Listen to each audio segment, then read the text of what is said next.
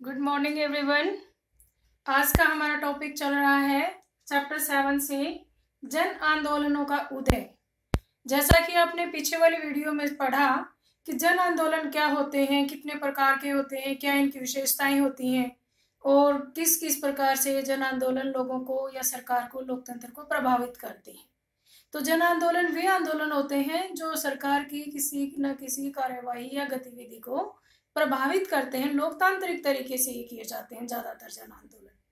तो जन आंदोलनों में जैसे हमने 3 प्रकार पढ़े थे, जिसमें रूपांतरित था और सुधारात्मक जन आंदोलन और क्रांतिकारी जन आंदोलन।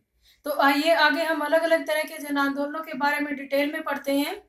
आज हम पर्यावरण आंदोलन जो कि 2 हैं उनके बारे में पढ़ेंगे, चिपको आंदोलन और नर्मदा बचाओ आंदोलन के बारे में, और फिर उसके साथ साथ हम सूचना के अधिकार के आंदोलन के बारे में भी पढ़ेंगे। तो चलिए आगे शुरू करते हैं। पर्यावरण आंदोलन, पर्यावरण को बचाने के लिए जो आंदोलन चलाए जाते हैं उन्हें पर्यावरण आंदोलन कहा जाता है। तो आज का हमारा है चिपको आंदोलन। चिपको आंदोलन 1973 में उत्तराखंड में महिलाओं के द्वारा शुरू किया गया था और इसके जो नेता थे सुंदरलाल बहुगुणा। चिपको आंदोलन के नेता थे सुंदरलाल बहुगुणा और ये आंदोलन व्यावसायिक कंपनी के द्वारा की गई पेड़ों की कटाई के विरोध में चलाया गया था। तो बात ये थी कि वन विभाग के द्वारा उन लोगों को, किसी एक व्यावसायिक कंपनी को जो खेल के सामान बनाती थी, उसे उस जंगल का ठेका दे दिया गया जिसमें ज्यादातर बलूत, अंगू और देवदार के पेड़ थे। और दूसरी तरफ ग्रामीण लोगों को उन जंगलों में घुसने से मना कर दिया जो कि उस लकड़ी से अपने खेती बाड़ी के लिए औजार बनाते थे। इसलिए वहां के लोगों में रोष उत्पन्न हुआ सरकार के प्रति, क्योंकि वन विभाग ने वहां के स्थानीय लोगों को तो एक भी लकड़ी लेने से मना कर दिया था और उसी जमीन का दूसरे जो व्यावसायिक कंपनी थी उसे ठेका दे दिया था। तो इस तरह से लोगों ने पेड़ों से चिपक गए। जब ठेकेदार के व्यक्ति उन्हें काटने के लिए आए तो महिलाएं एक एक पेड़ से चिपक गई और इसका विरोध किया और उत्तराखंड के 3-4 गांव की महिलाओं ने इस तरह से विरोध करके सरकार का ध्यान पर्यावरण के प्रति आकर्षित किया और ठेकेदार से वो जमीन वापस लेनी पड़ी। तो अब बात आती है कि समस्या क्या थी। समस्या तो वही थी कि वहां के जो स्थानीय लोग हैं उनको तो कुछ भी लकड़ी लेने से मना किया जा रहा था और दूसरी तरफ किसी व्यवसायिक कंपनी को, खेल का सामान बनाने वाली कंपनी को वो जमीन दे दी गई थी। अब बात आता है आंदोलनकर्ताओं की मांग क्या थी। आंदोलनकर्ताओं की मांग थी कि जो वहां के प्राकृतिक संसाधन हैं, जल, जंगल और जमीन, उनके ऊपर स्थानीय लोगों का अधिकार होना चाहिए, क्योंकि वहां से वो सदियों से रहते आ रहे हैं और वो जंगल उनकी रोजी रोटी है और वो उनके पारिस्थितिकी तंत्र के, पूरी पृथ्वी के पारिस्थितिकी तंत्र को भी मेंटेन रखता है, संतुलित रखता है। दूसरी बात थी उनकी, सरकारी क्षेत्रों में पारिस्थितिकी तंत्र को नुकसान पहुंचाए बिना विकास करे और लघु उद्योगों की कम कीमत पर सामग्री उपलब्ध कराए। शराब की बिक्री के खिलाफ भी, क्योंकि उस दौरान जो ठेकेदार था वो पुरुषों को बहका लेता था, उन्हें सस्ते में शराब पिला देता था और वो शराब के नशे में वहां पर कम मजदूरी में भी काम करते रहते थे, जिससे वहां उन लोगों की जो घरेलू स्थिति थी वो भी बदतर होती जा रही थी और सबसे ज्यादा असर इसका महिलाओं और बच्चों पर पड़ रहा था। तो इस तरह से इस आंदोलन ने पर्यावरण बचाने के साथ साथ शराब के विरोध में भी आंदोलन किया और यह आंदोलन फिर सिर्फ पर्यावरण तक ही सीमित नहीं रहा। घरों में होने वाले सामाजिक तौर पर जो अन्याय होते थे महिलाओं के साथ, दहेज प्रथा जैसे, यौन उत्पीड़न जैसे, घरेलू हिंसा जैसे, ऐसे मुद्दों को भी इस आंदोलन के माध्यम से उठाना शुरू कर दिया। तो इस आंदोलन को नेशनल और अंतर्राष्ट्रीय दोनों स्तर पर काफी इसको वाहवाही मिली। इस आंदोलन के द्वारा फिर सरकार के जागी और उन्होंने कुछ निर्णय लिए और सरकार के द्वारा लिए गए निर्णयों में था कि सरकार 15 वर्षों तक हिमालयन क्षेत्र में किसी को भी कोई भी पेड़ काटने की अनुमति नहीं देगी और उसके साथ साथ विभिन्न भागों में उठे अनेक जन आंदोलनों का भी ये प्रतीक बना। ये एक तरह से सफल आंदोलन था और देश के अनेक भागों में भी इससे प्रेरणा लेकर के इस तरह के आंदोलन चलाए गए, जिसमें महिलाओं के मुद्दों को उठाया गया, जिसमें पर्यावरण के मुद्दों को उठाया गया।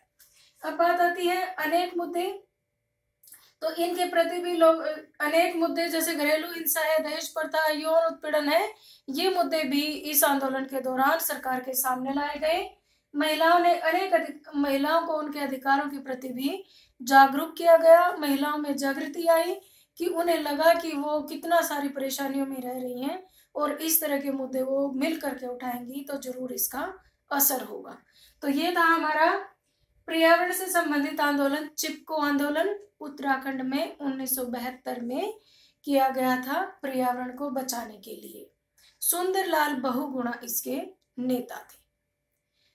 क्योंकि अगर हम वहां पर अगर मान लो पहाड़ों के इलाकों में बहुत ज्यादा पेड़ काट दिए जाते हैं तो वह बारिश के दिनों में वहां के लोगों को बहुत ज्यादा परेशानी होती है, जिससे कि भूसंकलन का खतरा हमेशा बना रहता है और पानी जब तेज बहाव से आता है तो उनकी फसलें भी नष्ट हो जाती हैं। इस वजह से भी वो लोग वहां पर वनों की कटाई का विरोध कर रहे थे। तो आइए दूसरा आंदोलन है पर्यावरण से संबंधित, उसे पढ़ते हैं। नर्मदा बचाओ आंदोलन। नर्मदा नदी मध्य प्रदेश के अमरकंटक से निकलती है और उसका पानी महाराष्ट्र, गुजरात और मध्य प्रदेश वहां पर काफी उसके फायदेमंद है नर्मदा नदी का उन लोगों को, महाराष्ट्र, मध्य प्रदेश और गुजरात के लोगों को। तो अब बात क्या है कि विकास के लिए कुछ परियोजनाएं बनाई गई, बांध बनाने का वहां पर निर्णय लिया गया और वहां पर बांध बनाए गए 330 छोटे 135 मंजिले और 30 बड़े 135 मंजिले और 300 छोटे बांध बनाने का वहां पर प्रोजेक्ट था। लेकिन वहां के लोगों ने, जो स्थानीय लोग थे, उन्होंने इसका विरोध किया। विरोध क्यों किया? क्योंकि वहां के इन बांधों के बनने से वहां के 245 गांव के 2.5 लाख लोगों का जीवन प्रभावित हो रहा था। सरकार ने इन बांधों, जहां भी ये बांध बने, जहां भी लैंड एक्वायर की गई, वहां 245 गांव को वहां से उठना पड़ा और उनके आगे बसाने का भी कोई ऐसा जरिया, सरकार ने ऐसा बंदोबस्त उस समय तक नहीं किया था। उनके पुनर्वास की समस्या थी, उनकी संस्कृति बचाने की समस्या थी, उनके घरों को बचाने की समस्या थी। तो इन सारी समस्याओं के देखते हुए नर्मदा बचाओ आंदोलन चलाया गया और ये आंदोलन जो बिना सोची समझी विकास के लिए परियोजनाएं बना दी जाती हैं, जिसमें वहां के स्थानीय लोगों के बारे में नहीं सोचा जाता है, उनके विरोध में ये आंदोलन चलाया गया था।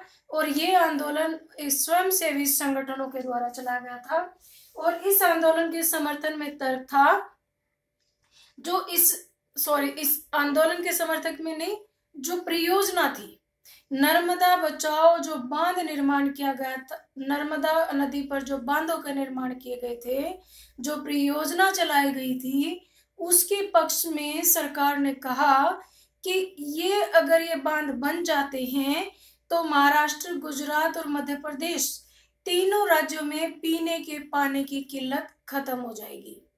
इन तीनों ही राज्यों में सिंचाई और बिजली बनाने के लिए पानी उपलब्ध हो पाएगा, जिससे कि कृषि की पैदावार भी बढ़ेगी और गांव में खुशहाली आएगी।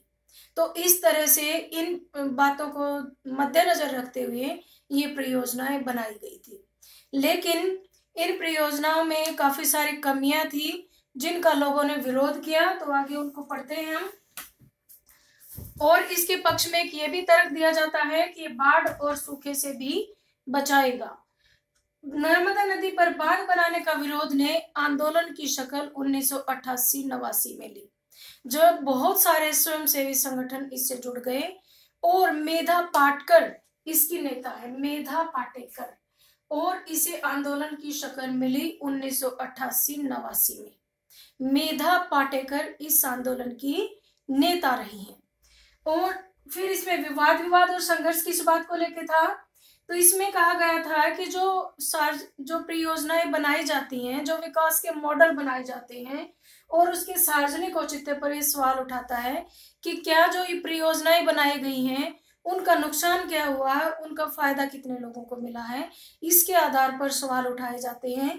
और आंदोलनकर्ताओं का कहना है कि विकास परियोजनाओं पर जो खर्च होता है उसका, और उसके साथ साथ जो लोग उससे प्रभावित होते हैं, जो स्थानीय लोग उससे प्रभावित होते हैं, उनको कितना इसका खामियाजा भुगतना पड़ता है, इसका विश्लेषण करके ही कोई योजना बनाई जानी चाहिए। दूसरा उनका कहना था कि उन्होंने इस बात पर भी ध्यान दिलाया कि इन परियोजनाओं से लोगों के जीवन, आजीविका, संस्कृति और पर्यावरण पर बुरा असर पड़ता है। अब बात आती है कि आंदोलन की मांग क्या थी। परियोजनाओं की निर्णय निर्माण में स्थानीय लोगों की भागीदारी होनी चाहिए। पहली बात तो यह थी कि जहां पर भी विकास परियोजना बननी है वहां के लोगों की इस निर्णय प्रक्रिया में भागीदारी अवश्य होनी चाहिए, क्योंकि वही बताएंगे कि इस परियोजना से उन्हें नुकसान क्या क्या हो रहा है और फायदा क्या हो रहा है। दूसरी बात, जल जंगल जमीन पर स्थानीय लोगों का नियंत्रण होना चाहिए। सरकार को बिना उनसे पूछे कोई भी ऐसी कार्यवाही नहीं करनी चाहिए। फिर आता है उसका असर। उस आंदोलन का असर ये हुआ कि 2003 में राष्ट्रीय पुनर्वास नीति बनाई गई। इस नीति के तहत अगर किसी भी परियोजना के बनाने में किसी व्यक्ति का या किसी गांव का आजीविका का या उसके घरों का कोई नुकसान होता है तो उसके बदले में सरकार उसका पुनर्वास कराएगी, उसकी रोजी रोटी का प्रबंध भी करेगी। तो इस तरह से 2003 में राष्ट्रीय पुनर्वास नीति बनाई गई और सरकार और न्यायपालिका ने भी इन बातों को स्वीकार किया कि परियोजना बनाने से पहले, परियोजना शुरू करने से पहले उन लोगों के हितों का भी ध्यान रखना चाहिए जो कि वहां से विस्थापित होने वाले हैं। अब इन जो आंदोलन था इसकी खासियत ये थी कि इसने कभी भी लोकतंत्र की राह नहीं छोड़ी। ये आंदोलन हमेशा ही अहिंसक रहा। इस आंदोलन ने कार्यवाही न्यायपालिका से अपील की, अंतर्राष्ट्रीय स्तर पर लोगों को लामबंद किया और सत्याग्रह का तरीका अपनाया। और एक बार तो इन लोगों ने जल समाधि ले ली, अपने आधे आधे वहां पे पानी में खड़े हो गए और अपना रवैया ये रखा कि बांधों का निर्माण ना किया जाए या फिर जो लोग विस्थापित हुए हैं उनके पुनर्वास की पूरी व्यवस्था की जाए। तो इस तरह से ये आंदोलन हमेशा ही अहिंसक रहा है, शांतिपूर्ण रहा है। तो अब 2003 में जब राष्ट्रीय पुनर्वास नीति बनी तो इस आंदोलन का महत्व थोड़ा सा कम हो गया है, क्योंकि वहां के जो लोग हैं, स्थानीय पीपल हैं, वो भी संतुष्ट होते नजर आ रहे हैं। अब बात आती है इसकी आलोचना। आंदोलन की आलोचना इस बात पर की गई है कि आंदोलन का रवैया बिल्कुल अड़ियल है और ये जो लोगों को होने वाले फायदे को नहीं देख रहा है, विकास के फायदे को नहीं देख रहा है। वहां पर पानी की जो समस्या है वो सुधर जाएगी, उसकी तरफ भी ये आंदोलन बिल्कुल भी ध्यान नहीं दे रहा है। ये कह करके इस आंदोलन की आलोचना भी की जाती रही है। तो ये थे हमारे पर्यावरण से संबंधित दो आंदोलन। कभी कभी सिर्फ इतना पूछ लिया जाता है कि पर्यावरण से संबंधित दो आंदोलनों के नाम लिखें। नाम तो चिपको आंदोलन और नर्मदा बचाओ आंदोलन, या फिर इनके ऊपर नोट लिखे 4 नंबर में आता है तो आपको फिर पूरा ही करना होगा, एक ही आएगा फिर उसमें, या तो नर्मदा बचाओ आंदोलन या फिर चिपको आंदोलन आएगा। या फिर साथ के साथ इनके नेता कौन है और ये कब शुरू किए गए, कहाँ से शुरू हुए, किन राज्यों से संबंधित हैं, इस तरह के क्वेश्चंस पेपर में पूछे जा सकते हैं। तो चलिए एक और आंदोलन के बारे में पढ़ लेते हैं हम आगे। सूचना का अधिकार आंदोलन। जैसे कि आप सभी वाकिफ हो इस चीज से, आरटीआई की आपने बार बार कहीं भी सुना होगा, आरटीआई लगा दी जाती है, राइट टू इंफॉर्मेशन एक्ट हमारे पास है। ये आंदोलन 1990 में राजस्थान में शुरू हुआ था और राजस्थान में मजदूरों ने मजदूर किसान शक्ति संगठन के द्वारा ये आंदोलन शुरू किया गया था। और इस आंदोलनकर्ताओं की शुरुआत में मांग थी कि अकाल पीड़ितों की राहत के लिए जो पैसा आया है या मजदूरों को जो तनख्वाह दी जाती है उसमें काफी गालमेल हुआ है, उसमें काफी घपला हुआ है और वो सारी बातें, वो रिकॉर्ड हमारे सामने प्रस्तुत किया जाए, सार्वजनिक किया जाए उस रिकॉर्ड को। इस वजह से उन्होंने आंदोलन किया था और मजदूर किसान शक्ति संगठन ने किया था यह आंदोलन। फिर उस समय तो जो ठेकेदार थे उन्होंने कुछ इनके साथ थोड़ा बहुत इनकी मजदूरी वगैरह के बारे में कुछ आंकड़े प्रस्तुत किए, लेकिन इन्होंने अपना आंदोलन जारी रखा। 1994 और 1996 में भी इसमें मजबूती आई और राजस्थान पंचायतों में भी अधिनियम में भी कुछ बदलाव किए गए थे, जिसके माध्यम से पंचायत को अपना सारा लेखा जोखा, जो भी बजट आता है, जो भी उसने निर्माण कार्यों में पैसा खर्च किया है, उस सारे को सार्वजनिक करने के लिए इन लोगों ने, मजदूर किसान शक्ति संगठन ने आंदोलन किया था। इससे पहले भी उपभोक्ता अधिकार से संबंधित कुछ आंदोलन किए गए थे। 2002 में भी सूचना के अधिकार के बारे में एक नियम बना था, लेकिन वो इतना मजबूत नहीं था। फिर भी इस आंदोलन ने 1996 में राष्ट्रीय समिति का गठन किया, क्योंकि ये लोग चाहते थे कि सूचना का अधिकार एक राष्ट्रीय स्तर का अधिकार बने, प्रत्येक व्यक्ति को अपने सूचना, किसी भी सार्वजनिक सूचना को पाने का अधिकार हो, जो कि पब्लिक के इंटरेस्ट के लिए हो। और फिर 2004 में इस विधेयक, सूचना के अधिकार विधेयक को सदन में प्रस्तुत किया गया और जून 2005 में आरटीआई एक्ट बन करके तैयार हो गया। उसके ऊपर राष्ट्रपति की मंजूरी मिल गई। तो आरटीआई कब लागू हुआ, कब से हुआ? 2005 से। आरटीआई एक्ट 2005 से लागू हुआ। मजदूर किसान शक्ति संगठन ने 1990 में आंदोलन शुरू किया था और पूर्ण रूप से सफलता मिली 2005 में, और राजस्थान से यह आंदोलन शुरू किया गया था। Thank you. आई होप आपको समझ आया होगा। ये 3 आंदोलन आज हमने पढ़े हैं। कल की वीडियो में और 3 आंदोलन हम पढ़ेंगे।